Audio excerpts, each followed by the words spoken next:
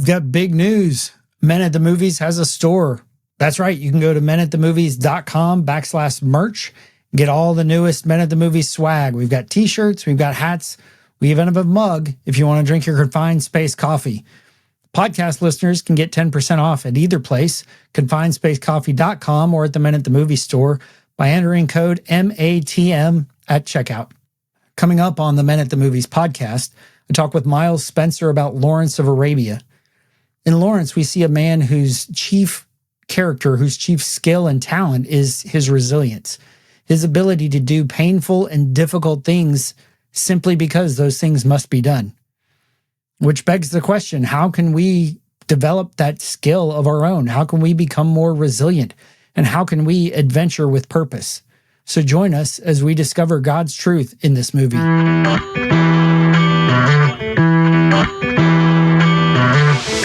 The movies and stories we love are gateways to see ourselves and God in new ways. Every great story borrows its power from a larger story, the story that's written on our hearts and woven into the fabric of our very being.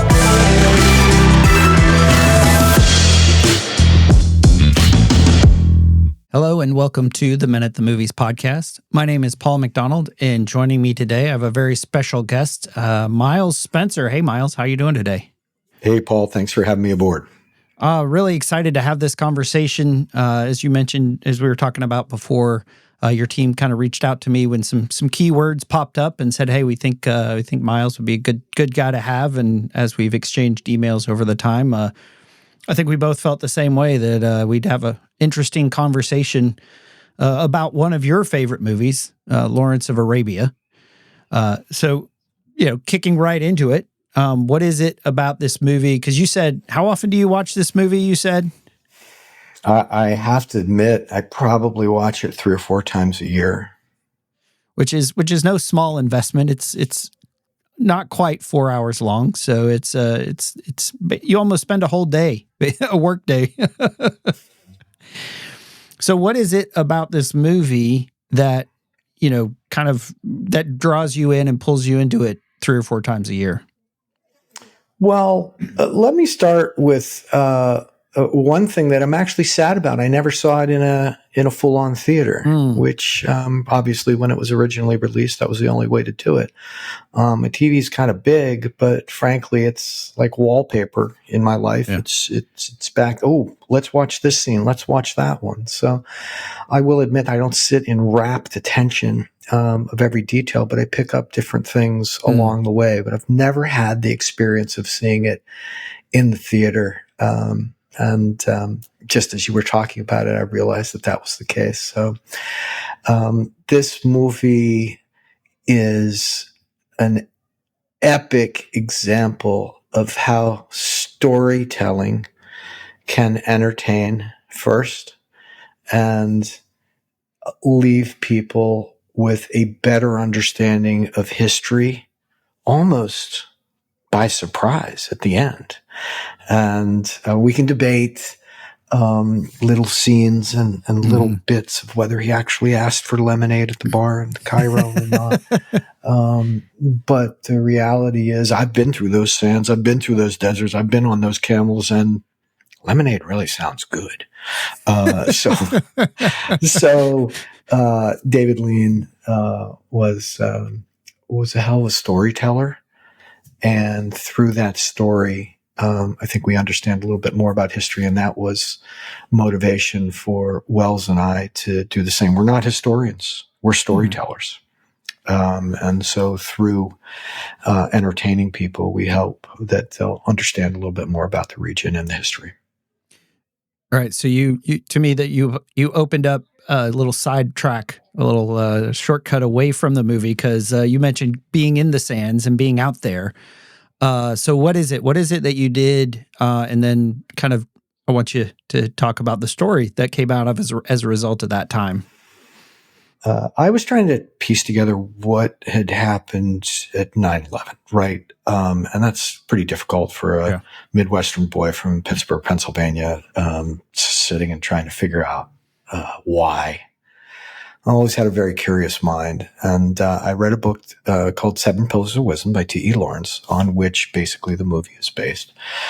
And as would happen, the universe has a plan, right? Wells, my eventual co-author and frequent co-adventurer, was coming through town. Say, hey, what are you reading? I said, 7 Pillars. He said, oh, wow, I just finished that. So what do you think? It's like, I don't know. What do you think? I said, well, he certainly had his finger on the pulse of the people of the Middle East in a way that no Westerner really has before or since. So what should we do next? It's like, let's go. Wow. So Wells and I retraced the steps of T.E. Lawrence in 7 Pillars and in Lawrence of Arabia, trekking on foot and camel and horse 1,100 miles through the deserts of Saudi, Jordan, and Syria, eventually making it to Damascus, as Faisal did in the movie, and then returning through Jerusalem. And so it was about 26 days, and we crossed 31 times at borders and checkpoints. Wow. And all of these on foot, which is not a way that most Americans arrive at checkpoints in the Middle East. But we got this very unique opportunity to experience the people and the culture and the cuisine and the religions and the geography of the region.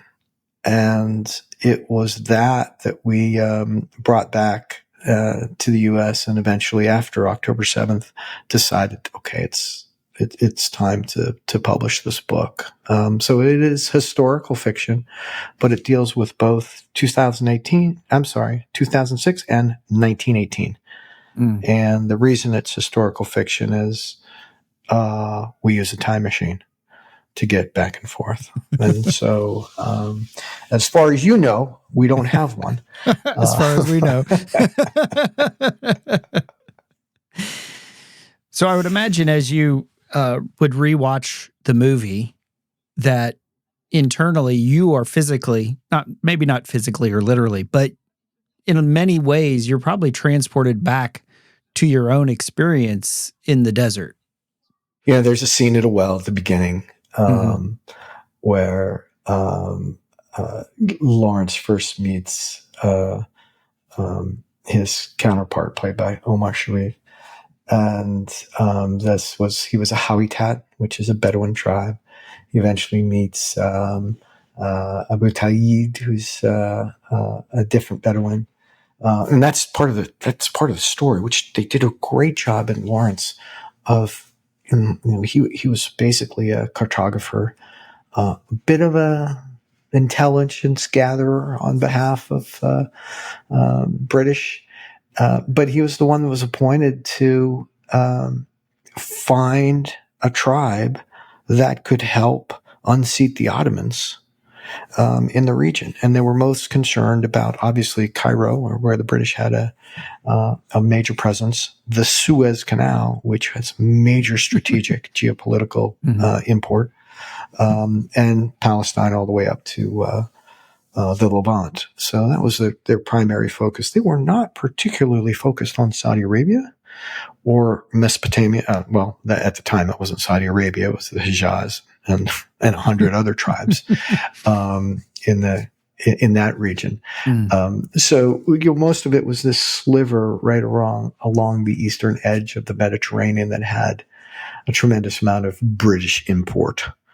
The oil came later, but there were some inklings. As you entered into that culture and that environment with you and what was your partner's name? Wells. I knew it was a W. I just couldn't grab it. With you and Wells, what was one of the most surprising things from that experience?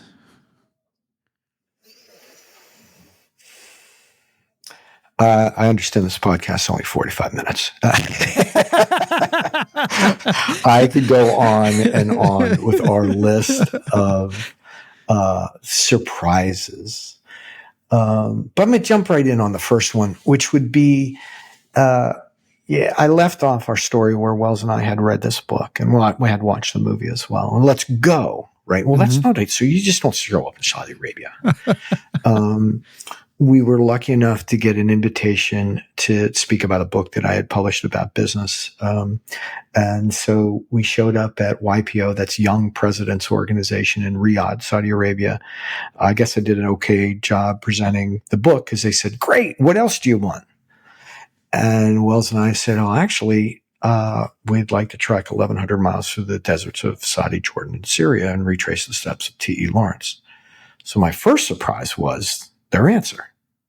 Cool. How can we help? Right. So imagine, Paul, just a few weeks ago, our perspective had been, why had some people from over there decided that they had to knock down 2 buildings in New York City and make, the statement of terrorism, to having Saudis say, we're so glad you're here. We're so glad you get to learn in person from us, about us, and how can we help? It was 180 in terms of our understanding and our belief, which the second surprise was how humbling it was to realize that the things that we had grown up with, Wells and I were both raised Christian, met in church, as a matter of fact. And so that was the story from the desert. And those were the prophets. And those were our prophets, actually. We were in a place, chapter 6 of the book, called Maghar al-Shib. It's in Saudi. It's an ancient archaeological dig there, and our guide was saying, he's talking about the story of Mushi and Hagar and Ezra and Ibrahim, and those sound familiar. It's like, where are you getting this? He said, I'm getting it from the Quran. It's like, well, no, this is from the Bible.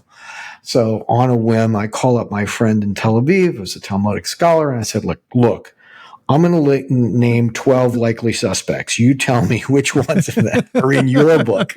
We went 12 for 12, and we kind of had this epiphany on the spot where it's like, wow, the stories of the desert, the prophets of the desert, the religions of the desert have many more similarities than they have differences.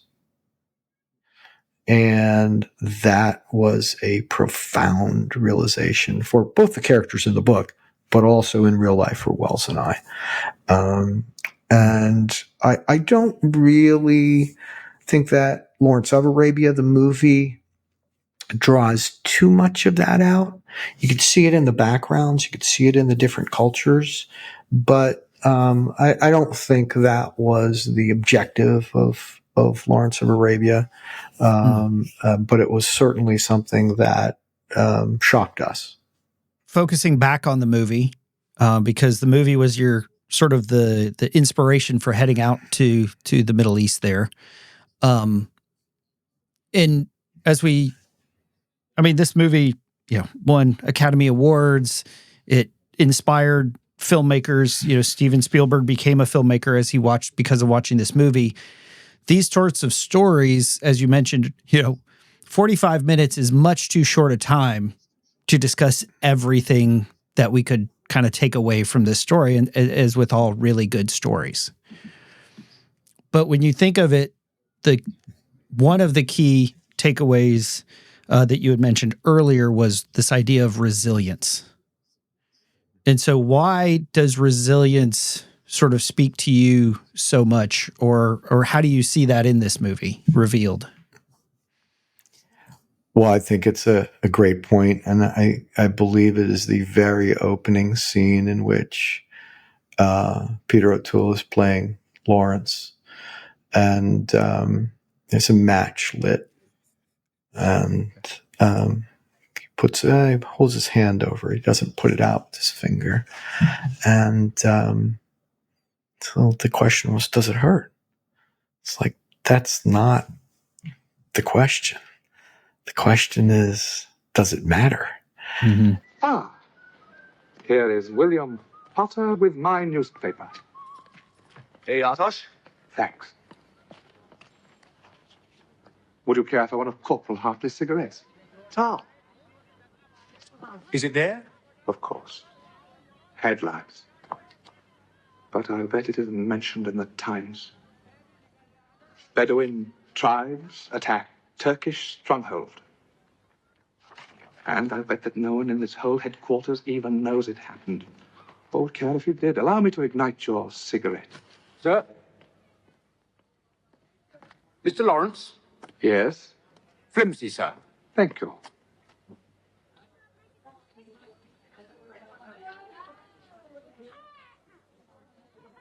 You do that once too often. It's only flesh and blood. Michael George Hartley. You're a philosopher. And you're balmy.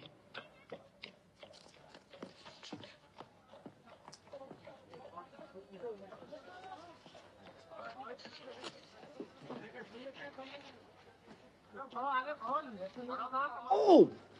It damn well hurts. Certainly it hurts. Well, what's the trick then? The trick, William Potter, is not minding that it hurts.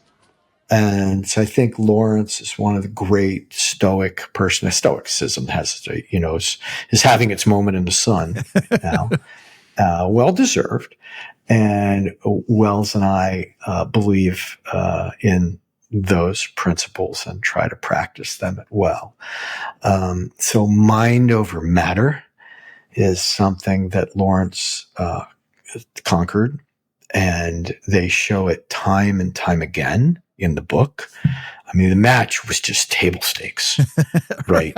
I mean, going through El Hul, which is a desert that Wells and I have been through, we experienced a top temperature of 129 Fahrenheit. And Lawrence lost one or two of his guides while traversing that with the rest of the army. Yeah. And he goes back to find them, right? So exhibit A for the prosecution that, this guy's one of the great Stoics of all time. B is after that, through the desert, they attack Aqaba because all the guns are facing towards the sea for a sea attack, and they come from the back. Great scene again in the movie as well. And they win. This is the first time the Arab revolt has marked any victory against the Turks. And so after riding through desert, after getting to Aqaba and winning the battle, after stacking the bodies in the moonlight, he rides to Cairo on a camel, right? Yeah. She shows up again, orders the lemonade. We'll talk about that a little bit more later. But I mean, it was one of the great camel rides of all time, which, I mean, for him, it's just like, again, yes. Third one was when he was captured and abused in a border town called Dera, between what's now Jordan and Syria. We did go to that town. And he was, I will gloss over and say that he was abused. Yeah. By his own self-reporting, in the book and in the movie. He was roughed up pretty good. But then the next day he was in Jerusalem with Allenby, because that's what you do. And so when it comes to mind over matter, I wish I could be like this 5'4", blonde-haired, blue-eyed Englishman that doesn't look like much probably on a rugby pitch, but wow. He was one of the great Stoics of all time. Part of what we do with our podcast is look at these scenes from the movies and the stuff that resonates with us. And say, okay, how can we embrace that? How can we apply that to our lives? How can we practice what we see, those themes that kind of bring our hearts to life? So what are some ways, in your experience, as you mentioned, like we're not at that level where we're putting out matches or riding across the desert or riding back into the desert because a dude fell off his camel, or saying, no, we're going to get to Cairo, straight through another desert. And so how do we, in our American Western world, how can we develop that sort of resilience and that mindset of it's not that it doesn't hurt, it's not minding that it does? Right. Well, you call it resilience. I'm going to go with mind over matter. And again, as I mentioned, Wells and I met in church, and that particular version of Christianity believed in mind over matter. It believed that there was a spiritual soul and there was a material body, and we are souls in a material body here for a finite amount of time on Earth, right? In terms of our material portion of us, but our souls and our spirits remain. And that's the only thing that's important. And that can't be damaged by flame or by abuse or by, frankly, anything if you don't let it. So today, Wells and I do physical things that test that mind over matter. We're in the ice baths at 44 degrees and we're hiking at 14,000 feet under the moonlight, and we're diving 100 feet down to shipwrecks and hanging out with sharks and things like that. But in reality, there's things that happen to me just today that I choose not to dramatize, not to get upset about, and do my best towards that challenge each day. That could be a physical challenge. That could be a financial challenge. That could be I'm a parent of two kids, 13 and 11, right? Like there's challenges there too. Yeah, for sure. And that flame burns. But the question is whether I let it burn me. And so I do think that there are more than a handful of things that happen to many of us every day that you can take a stoic approach and not let it knock you off your game and keep the goal in mind and keep marching onward. Lawrence certainly did. And the movie did a great job of showing it. Yeah. Yeah. That was one of the things that I took away. Like that, as you mentioned, that scene there in the very beginning set the tone for who Lawrence was and everything. Like you saw it. And that's what makes a great story is it shows, doesn't tell you. So it's showing you the kind of man, the stoicism, the mind over matter, the resilience. All those words summed up what you saw in that story that was told in this movie. And as you said, it's a little intimidating. Just like you were just saying, climbing the 14,000 feet or diving or trekking through the desert, that probably wasn't your first foray into this stuff, right? You probably have had you worked your way up to get to that level, or did you just dive in? I'm going to go with I worked my way up. I didn't really think I was all that unique. I was just doing what I was doing. And then gradually people started shaking their heads and say, like, you did? The book starts off with the scenes relatively short. It's a prologue. It's in a place called San Fermin, which is in Pamplona. And sure enough, it's Magnus and Finn running with the bulls. And they decide, look, there's two parts of San Fermin. There's a place where the rookies go because it's straight and it's easy and you don't fall down. And it leads right into the stadium where there's 25,000 people cheering for you at 8:30 in the morning. Most of them drunk. But the problem with that is they're rookies and they tend to look back and look forward and trip over each other. So the bulls aren't as dangerous as the runners are. Right? Wells and I and the characters, Magnus and Finn, all both decided independently that that's not where they wanted to be. They wanted to be with the pros who had more elbow room. and were willing to risk the fact that the bulls were faster and that there were 2 turns that had to be negotiated in a short period of time. One of them is called Dead Man's Turn. I'm not sure why. But look, these are things that me and my co-author Wells have experienced ourselves. And so they make for great stories, but they also make for great character development of Magnus and Finn in what they're willing to do on an everyday basis in order to gain. This is important, and perhaps this is a tie back to the book as well. I don't know that Lawrence was just out there thrill riding, having an adventure, but he definitely had an adventuresome streak in him. And he didn't just do adventures so he could talk about them and write about them in a book. He did adventures with a purpose.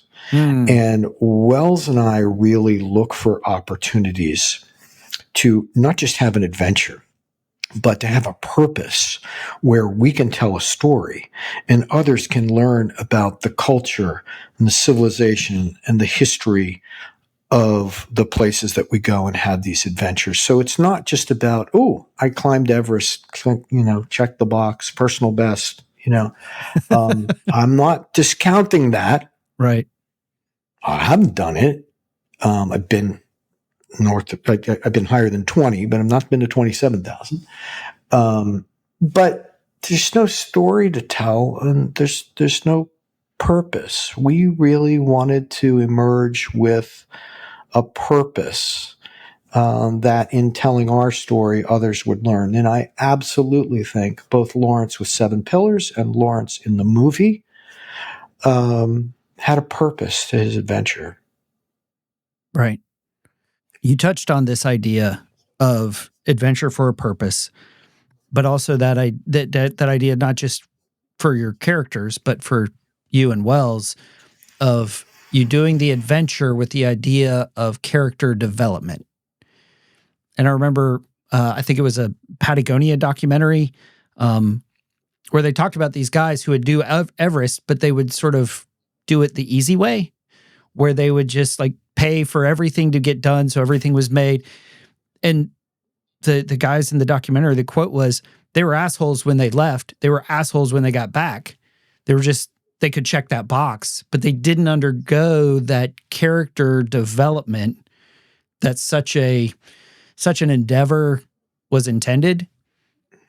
And what I appreciated in this movie is Lawrence goes, he did what the Bedouins did.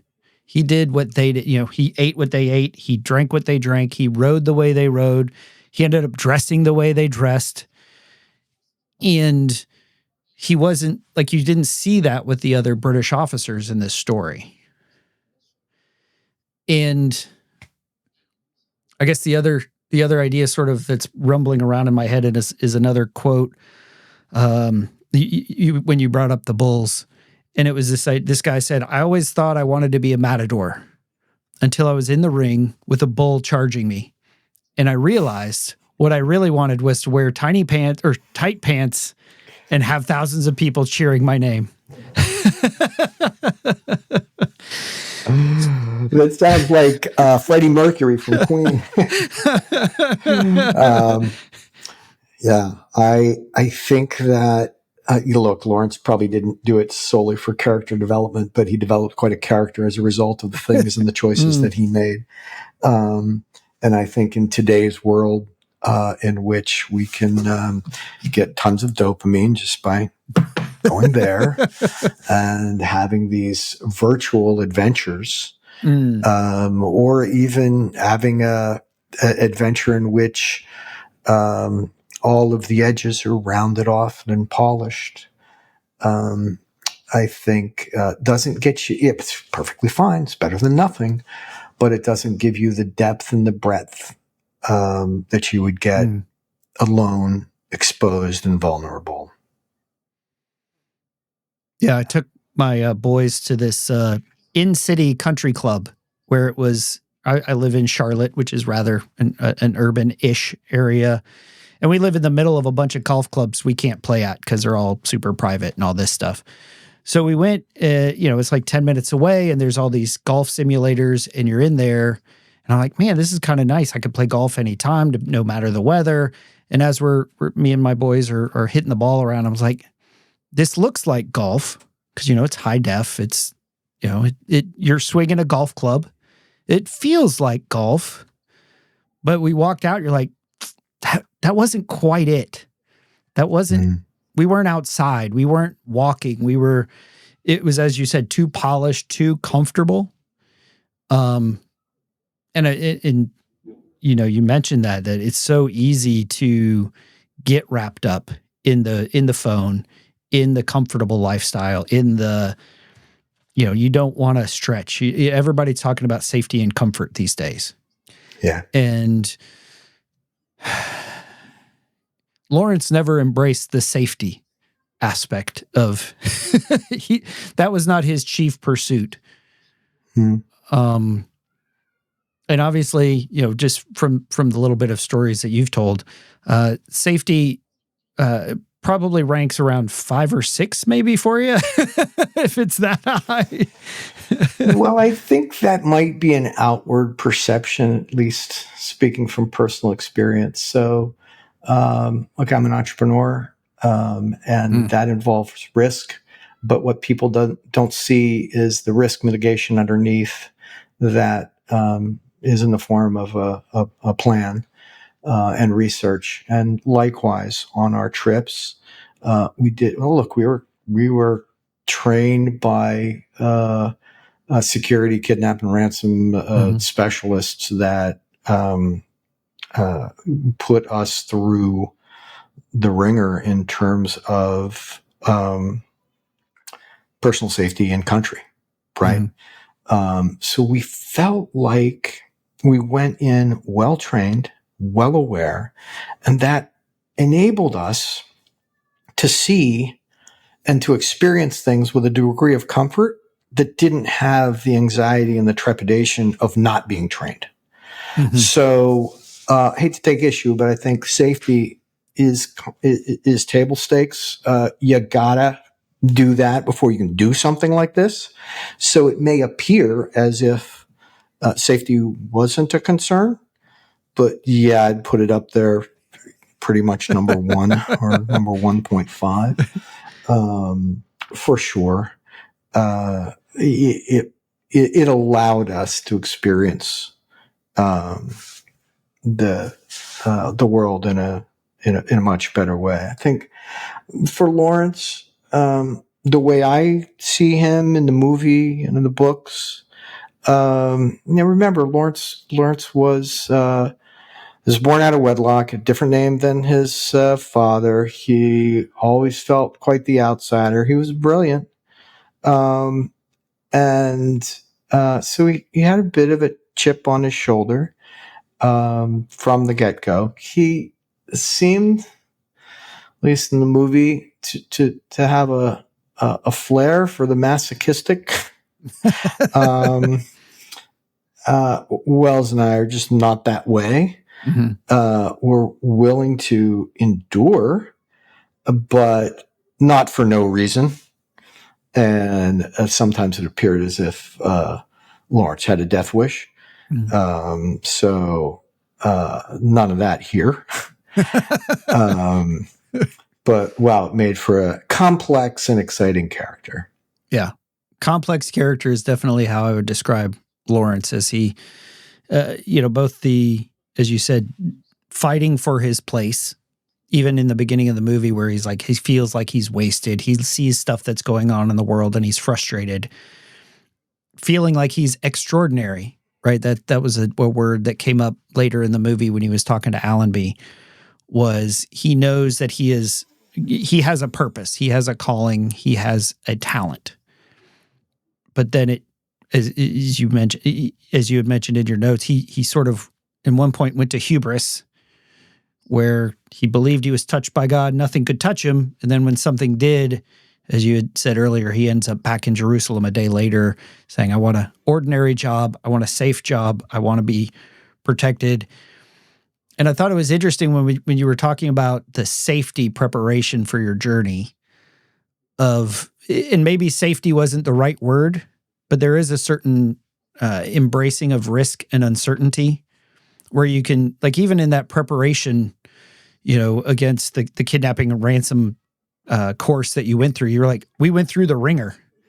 Even the preparation, right, wasn't easy for something, but you don't know, 31 checkpoints is 31 opportunities for something to go sideways, especially for Americans coming through in those places.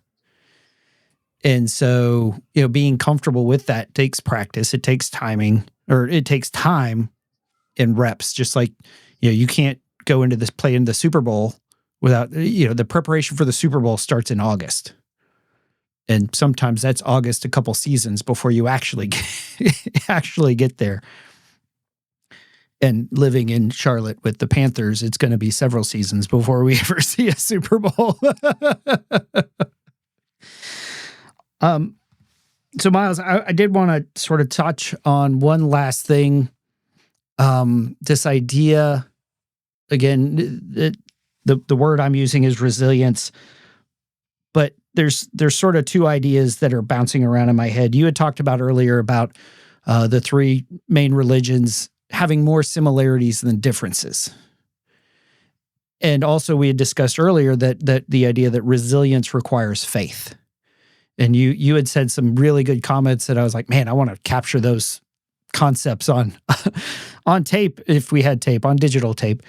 So when you think of those two concepts, what comes out for you that I think maybe helps guide you, just from the short time that we've gotten to talk, of, like you had mentioned, the belief that there is something bigger, right? Yeah, my point of view in terms of spirituality is like, I often say the universe has a plan, and sometimes that plan is not revealed entirely until later. But it's absolute hubris to think that we control the universe or any little aspect of the universe. There's so much that is not within our control. And there's very little that is within our control, and things that we can improve in ourselves, and also choose how we react to things, as Lawrence chose not to react to the match lit underneath his finger. So I believe that, just a very, very small speck in this universe, and being given the opportunity, or being available to the opportunity, to experience these adventures with a purpose that we can share with others, is just a real gift that I'm grateful for every day. And I'll let the universe reveal what it's got for me on a day-to-day basis, and then do my best within that. It's like, take the situation as it is, and do your best, and not worry about tomorrow. And frankly, can't worry about yesterday, because you're not going to change it. Yeah, that's some rich stuff. That we can apply, not just for the big adventures that we think about, that we plan, that we put so much effort and time into, but that everyday adventure of life, as we look for how that plan is being revealed to us, and what's our role in it. And even again, thinking back to how you prepared for your trip, you just didn't show up. Like, there was a lot of preparation and effort, and even discipline physically to prepare yourself for those trips. And so I think my last question for you is, you had mentioned that idea of adventuring with a purpose. So when you do this, whether the adventure is parenting your kids, starting a business, or going on some trek adventure, epic adventure kind of thing, what is Like, what is the purpose that drives you? I think that I subscribe to a mission for myself that's, my purpose in life. I worked on this through another 7, instead of 7 pillars of wisdom. It's 7 habits of highly effective people by Stephen Covey. Mm-hmm. And my mission is fairly simple. Just strength and honor, pure fun in the moment, gratitude and grace, and pursuit of the way. So that's a bunch of little phrases that actually trigger me to do things with not just strength, but with honor. Recognize that there's pure fun in the moment. Don't always be worrying about the past or the future. Do it with gratitude and grace. It's nothing better than making a list of things that you're grateful for, or expressing just one thing that you're grateful for at dinner or elsewhere. And then pursuit of the way is really, look, it sounds like a path. It sounds like a march. But what it really is from is another book called Flow from Mihaly Csikszentmihalyi. And there is always a way that is optimal. If you feel anxious, it's perhaps because the challenge exceeds your ability. If you feel bored, it's probably because your ability exceeds the challenge.